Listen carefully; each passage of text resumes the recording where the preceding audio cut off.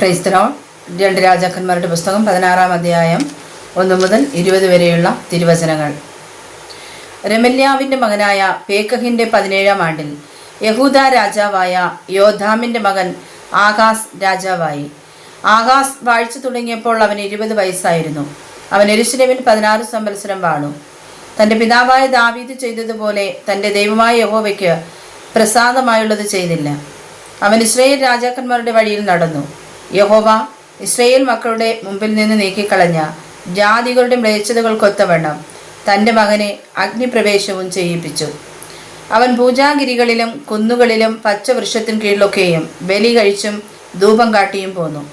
അക്കാലത്ത് അരാം രാജാവായ രസീനും ഇസ്രായേൽ രാജാവായ രമല്യാവിൻ്റെ മകൻ പേക്കഹും യെരൂശലേമിന് നേരെ യുദ്ധത്തിന് പുറപ്പെട്ടു വന്ന ആഹാസിനെ നിരോധിച്ചു.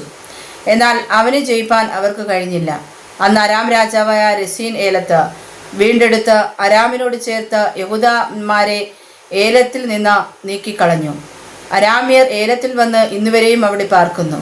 ആഹാസ് അസൂർ രാജാവായ തിഗ്ലത്ത് പിലേസരിൻ്റെ അടുക്കൽ ദൂതന്മാരെ അയച്ചു.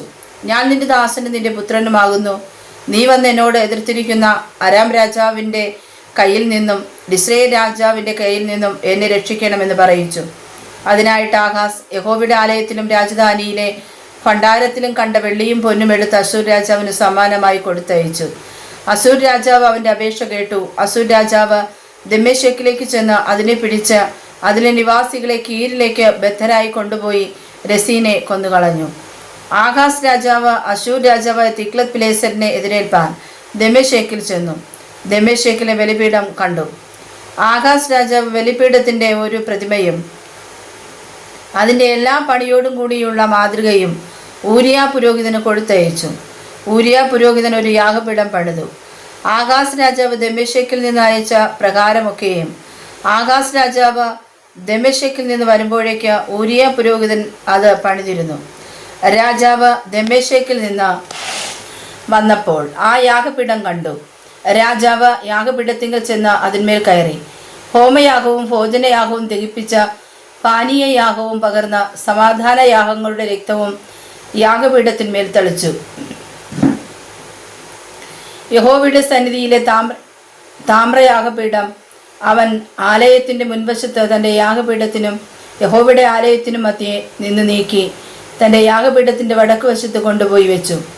ആഹാസ് രാജാവ് ഊരിയ പുരോഹിതനോട് കൽപ്പിച്ചത് മഹായാഗപീഠത്തിന്മേൽ രാവിലത്തെ ഹോമയാഗവും വൈകുന്നേരത്തെ ഭോജനയാഗവും രാജാവിൻ്റെ ഹോമയാഗവും ഭോജനയാഗവും ദേശത്തെ സകല ജനത്തിൻ്റെയും ഹോമയാഗവും ഭോജനയാഗവും ദഹിപ്പിക്കുകയും അവരുടെ പാനീയയാഗങ്ങൾ കഴിക്കുകയും ഹോമയാഗങ്ങളുടെയും ഹനനയാഗങ്ങളുടെയും രക്തമൊക്കെയും തളിക്കുകയും ചെയ്യണം. താമ്രയാഗപീഠത്തെ പറ്റിയോ ഞാൻ ആലോചിച്ചു കൊള്ളാം. ആഹാസ് രാജാവ് കൽപ്പിച്ചതുപോലെയൊക്കെയും ഊരിയ പുരോഹിതൻ ചെയ്തു. ആഹാസ് രാജാവ് പീഠങ്ങളുടെ ചട്ടപ്പലക കണ്ടിച്ച് തൊട്ടിയെ അവയുടെ മേൽ നിന്ന് നീക്കി താമ്രക്കടലിനെയും അതിൻ്റെ കീഴിൽ നിന്ന് താമ്രക്കാളപ്പുറത്ത് നിന്ന് ഇറക്കി ഒരു കൽത്തളത്തിന്മേൽ വെച്ചു.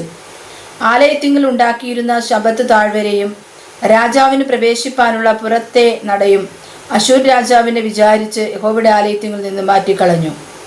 ആഹാസ് ചെയ്ത മറ്റുള്ള വൃത്താന്തങ്ങൾ യഹൂദ രാജാക്കന്മാരുടെ വൃത്താന്ത പുസ്തകത്തിൽ എഴുതിയിരിക്കുന്നുവല്ലോ. ആഹാസ് തൻ്റെ പിതാക്കന്മാരെ പോലെ നിദ്ര പ്രാപിച്ചു. ദാവീദിൻ്റെ നഗരത്തിൽ അവനെ പിതാക്കന്മാരുടെ അടുക്കൽ അവനെ അടക്കം ചെയ്തു. അവൻ്റെ മകൻ ഹിസ്കിയാവ് അവന് പകരം രാജാവായി. വായിച്ചതായ തിരുവചനങ്ങളാൽ ദൈവമായ കർത്താവ് നമ്മെ സമൃദ്ധമായി അനുഗ്രഹിക്കുമാറാകട്ടെ. ആമേൻ.